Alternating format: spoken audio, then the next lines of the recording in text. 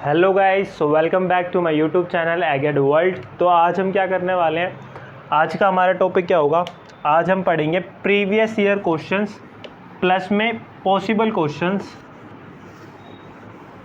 Based on the lecture we have done already. तो almost हमारे 5 lecture complete हो चुके हैं। तो उनके बेसिस पे जो भी मेरे को लगा कि इंपॉर्टेंट क्वेश्चन हो सकते हैं, जो भी नई पॉसिबिलिटी है क्वेश्चंस की आने की, उन सब की हम बात करेंगे। ठीक है, यहाँ पे तो मैं क्या करूँगा, previous year and possible questions. ठीक है, तो मैं 1 बाय 1 क्वेश्चंस यहाँ पे सॉल्व करूँगा, आपके सामने क्वेश्चन लिखूँगा। आप प्लीज़ उसे साथ के साथ नोट कर लेना और वीडियो पॉज कर करके ना उनको पहले सोल्व करना, फिर आप आंसर मैच करना, उसके बाद आप जो है आंसर मतलब देखना। ठीक है, पहले मत कर लेना, नहीं तो कोई फ़ायदा नहीं होगा।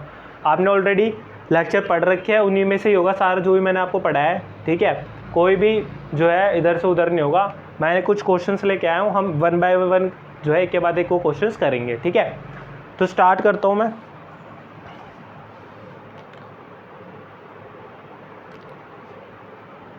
तो सबसे पहला जो क्वेश्चन है वो है हमारा क्वेश्चन नंबर 1। पहला क्वेश्चन है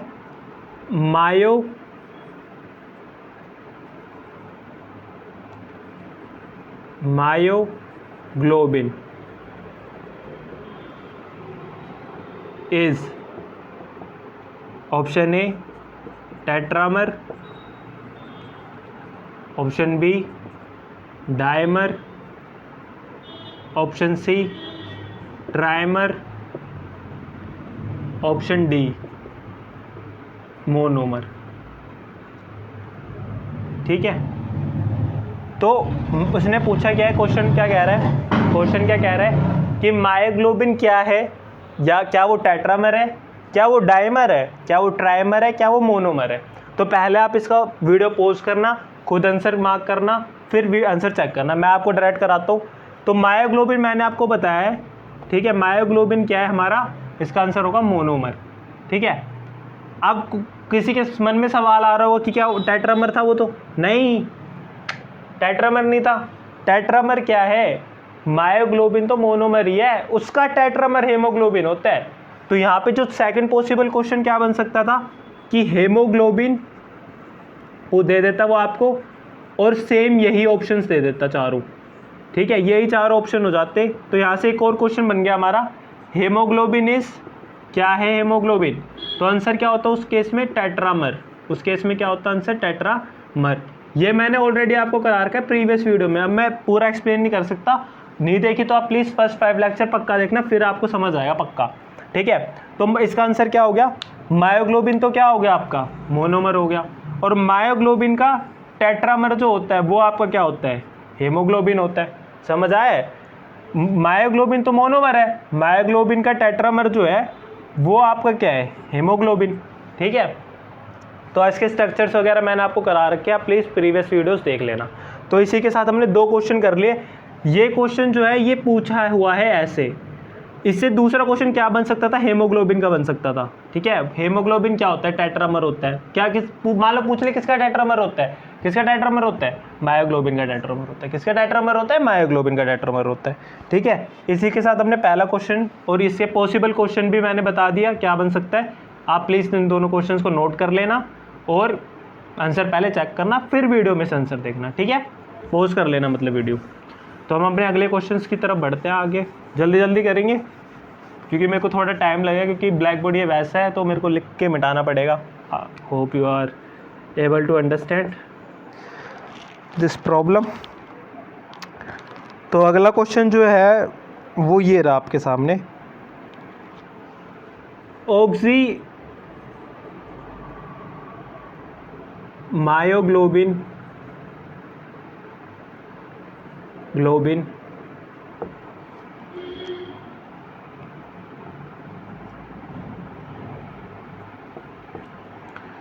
and oxyhemoglobin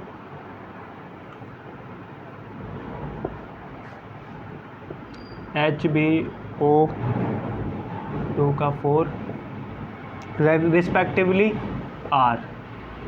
ऑप्शन दे रखे हैं आपको number 1 para and paramagnetic, option B दे रखा है आपको dia and diamagnetic, option C है आपका पैरा एंड डायामैग्नेटिक, और ऑप्शन डी है आपका डाया एंड पैरामैग्नेटिक।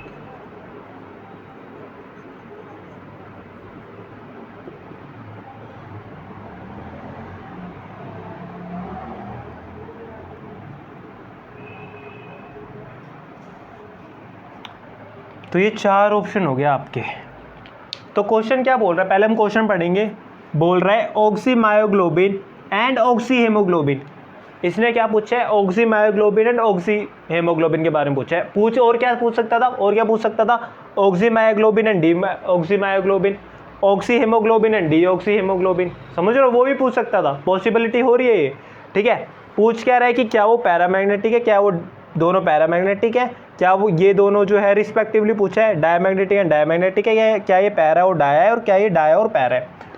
तो आप खुद सोचो, मैंने आपको पढ़ा रखा है प्रीवियस लेक्चर्स में भी, ऑक्सीमायोग्लोबिन है ये। ठीक है, ऑक्सीमायोग्लोबिन जैसी ऑक्सीजन ऐड होगा, ऑक्सीजन जैसी ऐड होगा, ठीक है, Fe किस में चला जाता है, +2 में ही रहता है Fe इस केस में। तो इस केस में किस में रहता है Fe, +3 में रहता है। ठीक है,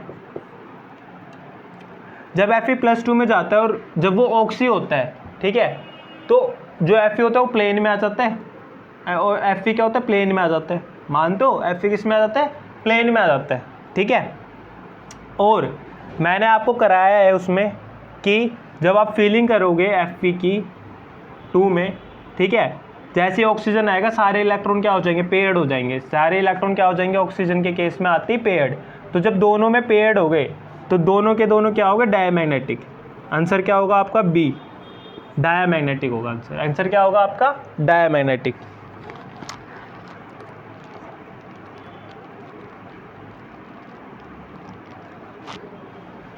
ठीक है, ये Fe +2 में है, ये हो जाता है D6 आपका, और ये Fe +3 में हो जाता है D5। जब आप इसकी फीलिंग कराते हो तो आप देख सकते हो 1 2 3 4 5, ठीक है, और यहाँ पे हम जब देखोगे तो यहाँ पे क्या होता है 1 2 3 4 5 6, ठीक है।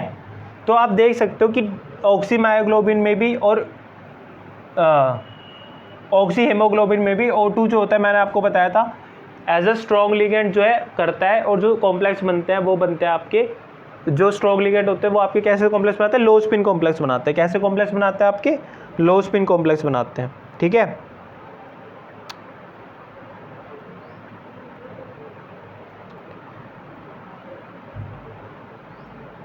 ठीक है, तो इस वजह से आपका क्या होता है कि ये वाला भी क्या होता है आपका डायमैग्नेटिक, और ये वाला भी पार्ट क्या होता है आपका डायमैग्नेटिक।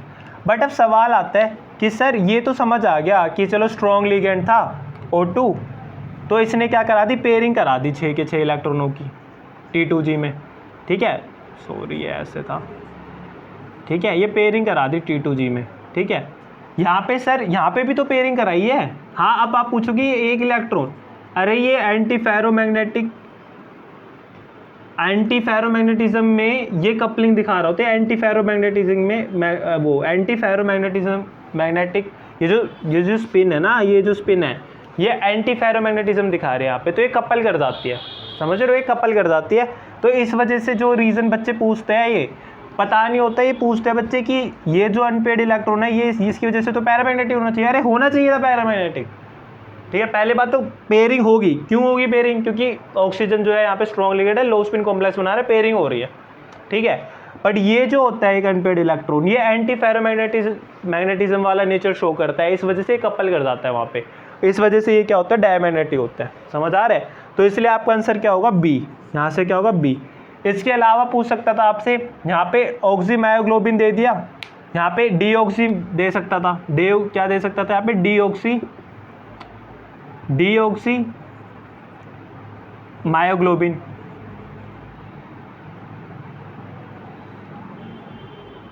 या डीऑक्सी हेमोग्लोबिन दे देता। तो डीऑक्सी हेमोग्लोबिन और डीऑक्सी मायोग्लोबिन आती, वो दोनों कैसे होते हैं? वो होते दोनों पैरामैग्नेटिक। वो दोनों क्या होते हैं आपके? पैरामैग्नेटिक। क्यों पैरामैग्नेटिक होता है? ऑक्सीजन नहीं होता वहाँ पे एंड पेड इलेक्ट्रॉन प्रेजेंट होता है आपका, वहाँ पे पेयरिंग नहीं होती, लो स्पिन कॉम्प्लेक्स नहीं बनता, वहाँ पे हाई स्पिन कॉम्प्लेक्स बनता है। समझ आ रहा है? अरे समझ आ रहा है ना? ठीक है, तो ये सारी बात थी। तो देखो हमने इस एक क्वेश्चन से, खाली इस एक क्वेश्चन से हमने कितना कुछ सीखा। हमने सीख लिया ऑक्सी मायोग्लोबिन सीख लिया, हमने ऑक्सी हेमोग्लोबिन के बारे में सीख लिया, हमने O2 का नेचर पता कर लिया, हमने फीलिंग देख ली दोनों में, हमने ये देख लिया कि यहाँ पे जो एक अनपेड इलेक्ट्रॉन होने के बावजूद भी ये डायमैग्नेटिक क्यों है, क्योंकि एंटी फेरोमैग्नेटिज्म नेचर शो करता है। उसके बाद हमने इन दोनों का डीऑक्सी वाला पार्ट भी देख लिया, जो कि दोनों क्या दिखाएंगे? पैरामैग्नेटिक नेचर दिखाएंगे। क्यों दिखाएंगे? क्योंकि अनपेड इलेक्ट्रॉन होता है वहाँ पे। समझ आ रहा है? ऑक्सीजन प्रेजेंट नहीं होती तो पेयरिंग नहीं होती, हाई स्पिन कॉम्प्लेक्स बनता है। ठीक है, समझ आ रहा है? तो प्लीज़ इसे ध्यान से नोट कर लो, जो भी क्वेश्चन करा रहा हूँ बहुत इंपॉर्टेंट है, आपके काफ़ी कॉन्सेप्ट यहाँ से क्लियर हो जाएंगे प्रैक्टिस में। ठीक है, और लेक्चर की वीडियो देख लेना पुरानी, सब हो जाएगा। ठीक है, तो मैं अगले क्वेश्चन की तरफ बढ़ता हूँ। नेक्स्ट क्वेश्चन पे आ रहे हैं हम।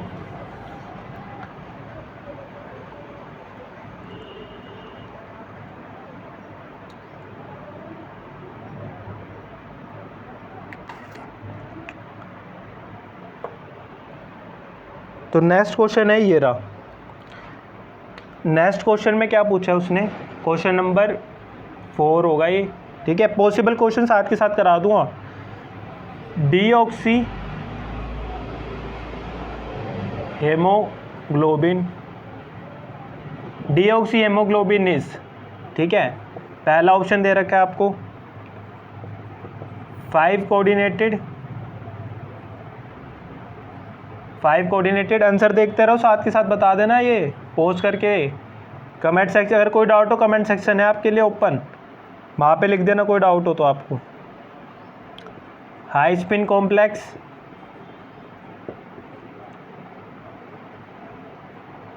नंबर सी है Fe+2 कोऑर्डिनेटेड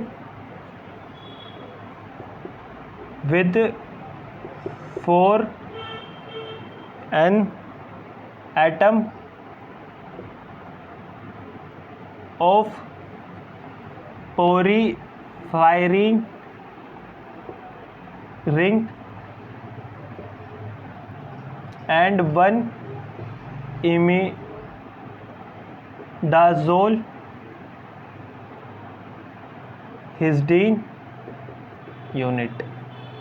और ऑप्शन डी है आपका ऑल ऑफ दी अबव। हाँ, क्वेश्चन देखो, क्या आप इसने सारी बातें पूछ ली डीऑक्सी हेमोग्लोबिन के बारे में। अब जिसने भी मेरे लेक्चर देखे होंगे, जिसने भी डिफरेंसेस पढ़े होंगे, वो तो आराम से बता देगा देख के। क्वेश्चन क्या पूछ रहा है वो? डीऑक्सी हेमोग्लोबिन जो है 5 कोऑर्डिनेटेड कॉम्प्लेक्स होता है। अरे बिल्कुल होता है, अरे बिल्कुल होता है। कैसे होता है? ये रहा Fe, यहाँ पे एन रहा, ये एन रहा, ये एन रहा, ये एन रहा। ठीक है, हो गया। और एक ये होगी यहाँ पे हिस्टीन यूनिट। ठीक है, तो डीऑक्सी में क्या ऑक्सीजन प्रेजेंट नहीं है? ऑक्सीजन प्रेजेंट नहीं है। फिर कितने से कोऑर्डिनेट कर रहा है? 1 2 3 4 5। तो ये पहली स्टेटमेंट बिल्कुल सही है। 5 कोऑर्डिनेटेड कॉम्प्लेक्स होता है, बहुत बढ़िया। हाई स्पिन कॉम्प्लेक्स होता है जी, बिल्कुल होता है। ऑक्सीजन जब बाइंड ही नहीं हुआ तो लो स्पिन में जाएगा ही नहीं, और लो स्पिन में नहीं जाएगा तो यहाँ पे किस में रहेगा? हाई स्पिन में रहेगा। हाई स्पिन में रहेगा तो क्या होगा? इलेक्ट्रॉन अनपेड होंगे, अनपेड होगा तो क्या होगा? पैरामैग्नेटिक होगा। तो यहाँ पे क्या होगा? बी स्टेटमेंट भी सही है। Fe+2 में बिल्कुल है, Fe+2 में है, होती है, हमें पता है Fe+2 में होता है यहाँ पे। ठीक है, हेमोग्लोबिन में, डीऑक्सी में, ऑक्सी में होता तो +3 में होता, तो Fe+2 में होता है। कोऑर्डिनेट करता 4n के साथ। अरे कर तो रहा है, अरे कर तो रहा है यहाँ पे, अरे Fe कर तो रहा है 4n से कोऑर्डिनेट। अरे अरे कर तो रहा है, ये देखो कर तो रहा है, कर तो रहा है। उसके बाद देखो पोरीफायरिंग रिंग, अरे पोरीफायरिंग रिंग ही तो है, ये पोरीफायरिंग रिंग ही तो है। And 1 imidazole unit of histidine unit, ये रहा हिस्टीन। इसमें मैंने बता रखा आपको इमिडाजोल यूनिट प्रेजेंट होती है, वो कुछ ऐसी सी होती है, ऐसी सी। ठीक है, और अगर आपको डिटेल में पढ़ना है, पूरा लेक्चर पढ़े हुए हैं, जाके देख लीजिए, फ़ायदा उठाइए। तो तीसरी स्टेटमेंट भी सही है। इसका मतलब जो आंसर होगा यहाँ से वो होगा D, all above statement are right, all above statement are right, all above statement are right right right. ठीक है, तो इसी के साथ आपने देखा कि बिल्कुल मैंने आपको लिमिटेड पढ़ाया है, अच्छे से पढ़ाया है, जो आपके काम का है वो पढ़ाया है, और क्वेश्चंस भी ऐसे ऐसे पूछते, पॉसिबल क्वेश्चंस भी बता रहा हूँ आपको साथ ही साथ। ठीक है, तो आपको कोई दिक्कत नहीं होगी, आप बस लेक्चर फॉलो करते जाए, प्रैक्टिस करते जाए, साथ के साथ करते जाए, नोट्स बनाते जाए अपने। इसी के साथ हमारा एक और क्वेश्चन हो गया समाप्त। अब हम अगले क्वेश्चन पे चलते हैं। ठीक है, और कमेंट सेक्शन दे दिया करो यार, लाइक सब्सक्राइब शेयर कर दिया करो यार, बहुत ही स्लो चल रहा है, ऐसे मज़ा नहीं आता।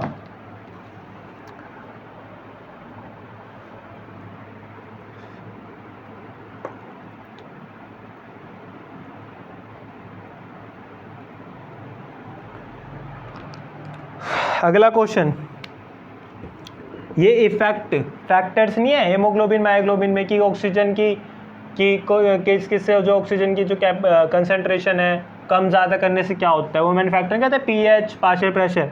वैसे सही है ये क्वेश्चन। क्वेश्चन क्या कह रहा है आपसे, क्वेश्चन पूछा आपसे degree of saturation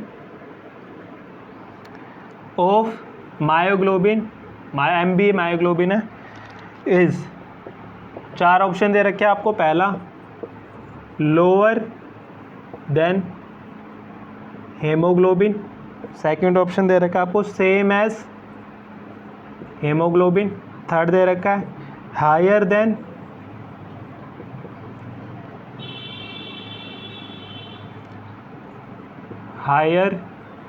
then haemoglobin, D none of this.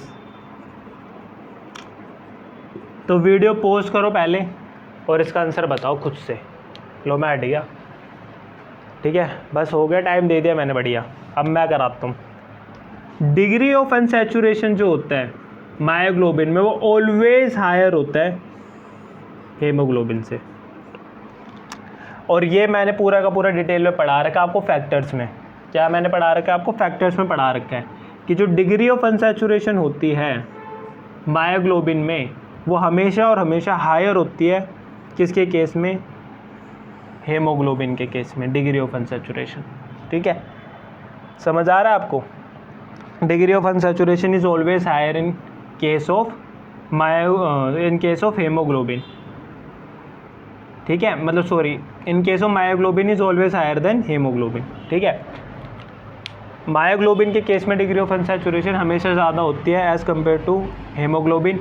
और मैंने इसको बताया भी है कि जब ग्राफ होता है डिग्री ऑफ अनसैचुरेशन का, सैचुरेशन का मैंने ग्राफ बताया था पार्शियल प्रेशर में, मायोग्लोबिन का ग्राफ ऐसे बनता है, और इसका मायोग्लोबिन का ग्राफ तो ऐसे बनता है, इसका सेगमेंटल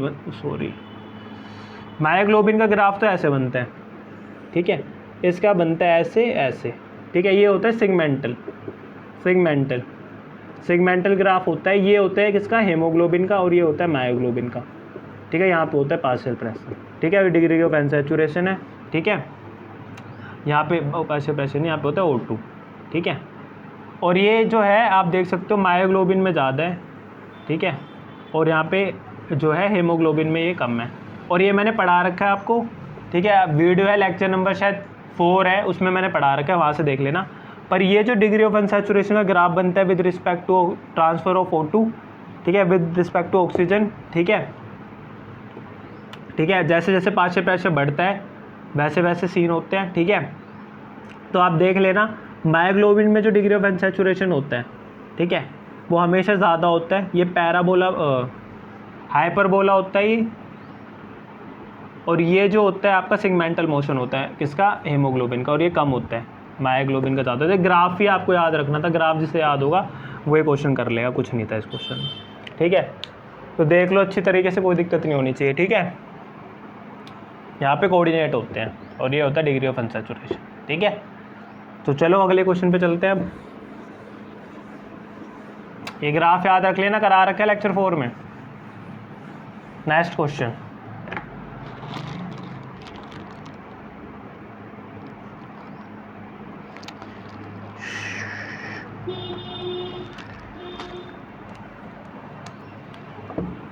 अगला क्वेश्चन ये रहा आपके सामने नज़रों के,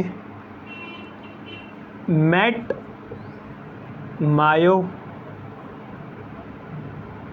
myoglobin and met haemoglobin are ये क्वेश्चन पूछा है। ऑप्शन दे रखे आपको, ए ऑक्सीडाइज्ड, स्पेलिंग देखना, स्पेलिंग देख लेना एक बार, oxidised form and do not have O2 binding. B reduced form and do not have O2 binding capacity।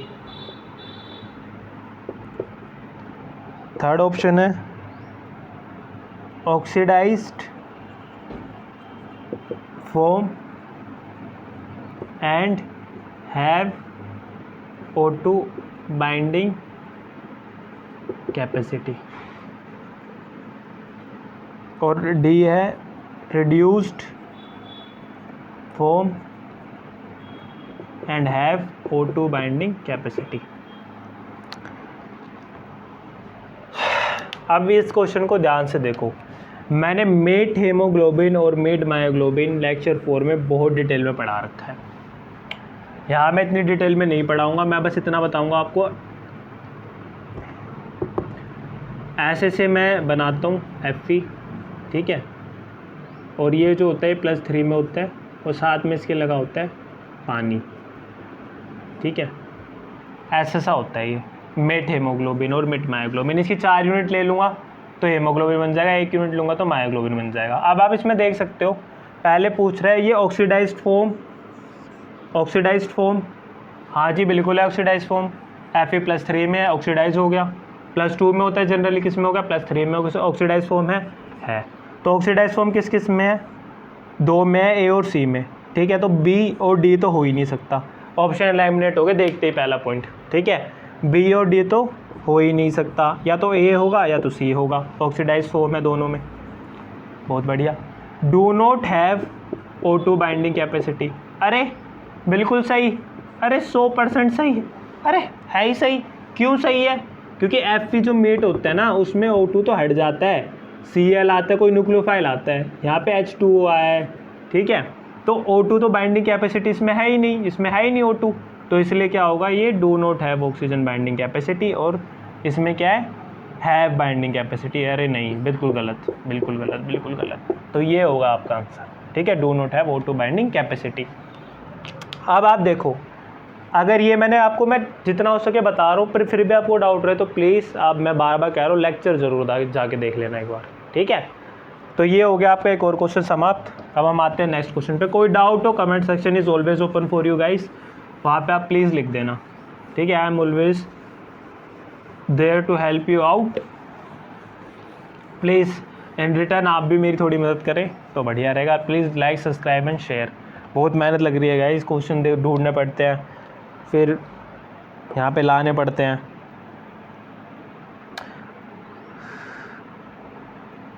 चलो अब ये तो हो गया था, हमने काफ़ी बातें पढ़ ली मायोग्लोबिन और हेमोग्लोबिन की। अब आ गया नया क्वेश्चन। नया क्वेश्चन क्या कह रहा है जी, haemocyanin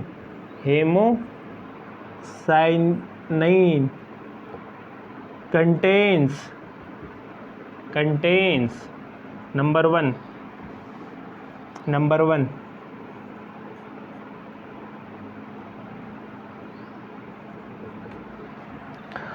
a dinuclear copper core and bind dioxygen in cuprous state।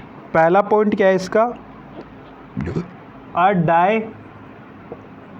dinuclear copper core and binds dioxygen in the cuprous state।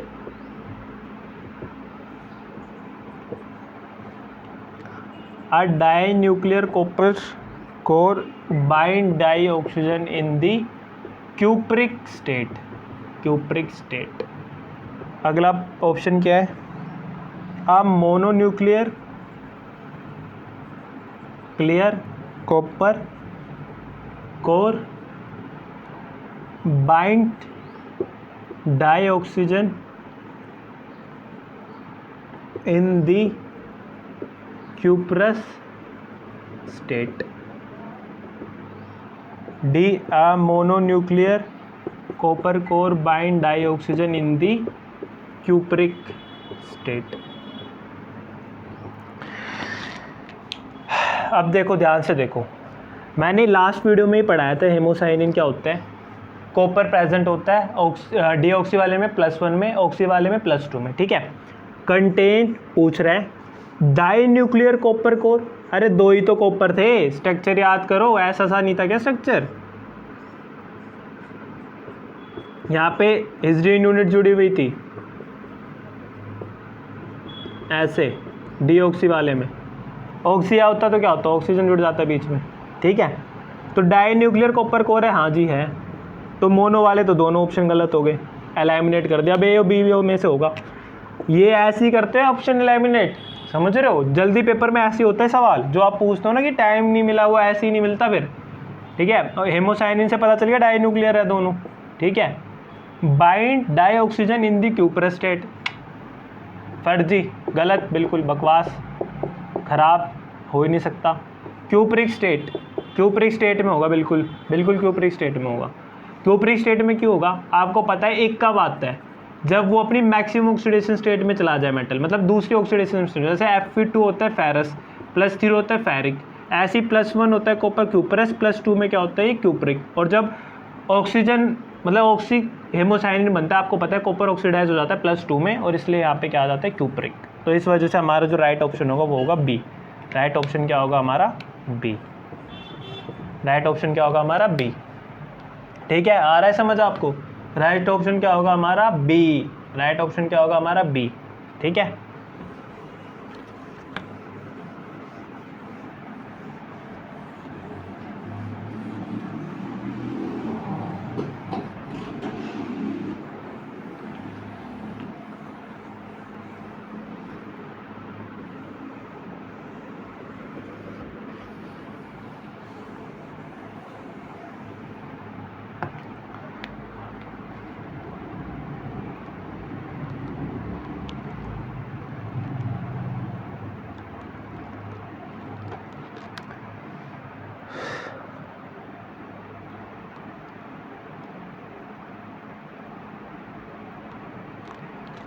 Next question आ गया हमारा. नेक्स्ट क्वेश्चन है, नेक्स्ट क्वेश्चन क्या कह रहा है? Haemoglobin. Haemoglobin is an oxygen carrying protein. ठीक है. The correct statement about oxyhemoglobin is. Number 1, पहला ऑप्शन दे रखा है उसने, मेटल जो है वो लो स्पिन में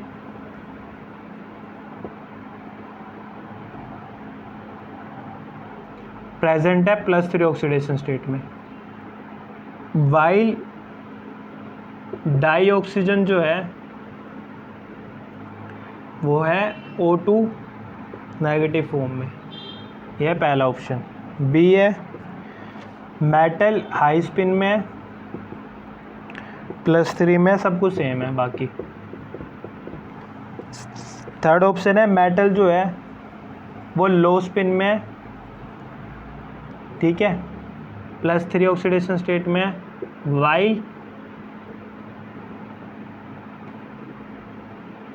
while dioxygen is in neutral form. Neutral form. और लास्ट क्वेश्चन है, मेटल हाई ऑक्सीडेशन स्पिन में, हाई स्पिन +3 ऑक्सीडेशन में, वाइल न्यूट्रल, सब कुछ सेम। ठीक है, अब मैं बात करता हूँ हेमोग्लोबिन जो है, इसने खुद बता रखा है हेमोग्लोबिन जो है वो ऑक्सीजन कैरी करता है, प्रोटीन है। ठीक है, द करेक्ट स्टेटमेंट पूछिए ऑक्सी मायोग्लोबिन के बारे में। ऑक्सी आ गया, Fe+3 में प्रेजेंट हो गया, मैंने बता रखा है आपको प्रीवियस लेक्चर में, ऑप्शन देखने की जरूरत नहीं है, ऑक्सी+3 में प्रेजेंट हो गया, बढ़िया। मैंने बता रखा है हेमोग्लोबिन में और मायोग्लोबिन में जो ऑक्सीजन यूज़ करते हैं सुपर ऑक्साइड होता है, जो कि होता है O2 नेगेटिव। ठीक है, ये आपको दोनों बातें पता है, अब ऑप्शन चेक कर लो। अगर ऑक्सी है तो मेटल किस में प्रेजेंट होगा, हाई स्पिन में, क्यों? क्योंकि ऑक्सी स्ट्रॉन्ग फील्ड लिगेंड का काम करेगा, ऑक्सीजन डाइऑक्सीजन। तो ये तो हो गए लो स्पिन वाले, तो लो स्पिन वाले होंगे सही, हाई स्पिन के वैसे ही कट गए। ठीक है, अब लो स्पिन में भी +3 ऑक्सीडेशन स्टेट में होता है, ये यहाँ पे भी +3 दे रखा है। ऑक्सीजन किस में प्रेजेंट होता है, O2 नेगेटिव में होता है, तो ये ऑप्शन सही होगा, ये ऑप्शन सही होगा। ये वाला गलत हो गया, क्योंकि इसमें क्या दे रखा है, न्यूट्रल दे रखा है, इसमें क्या दे रखा है, न्यूट्रल दे रखा है, ये हो नहीं सकता। ठीक है, तो यहाँ से आंसर क्या हो गया हमारा A। ठीक है, यहाँ से क्या हो गया हमारा आंसर A। तो that's it for today's video guys. बाकी के क्वेश्चन जो है हम नेक्स्ट लेक्चर में करेंगे। ठीक है, तो ये आज के क्वेश्चंस थे जो पॉसिबल क्वेश्चन है, जो पहले पूछे जा चुके हैं। ठीक है, मैंने आपको सब बता दिया। इसकी जगह पे क्या हो सकता था, और डीऑक्सी हेमोग्लोबिन हो सकता था, मायोग्लोबिन दे देता है यहाँ पे आपसे, मायोग्लोबिन दे देता तो पूछ लेता आपसे, या ऑक्सी डीऑक्सी मायोग्लोबिन का पूछ लेता आपसे। वो डिफरेंसेस जो मैंने बताया आपको, इसलिए वो इंपॉर्टेंट है, आप प्लीज़ उन्हें याद कर लेना। ठीक है, तो that's it for today's video guys. Hope you like this video, please share, subscribe and like our channel Agate World. Thank you guys, let's go.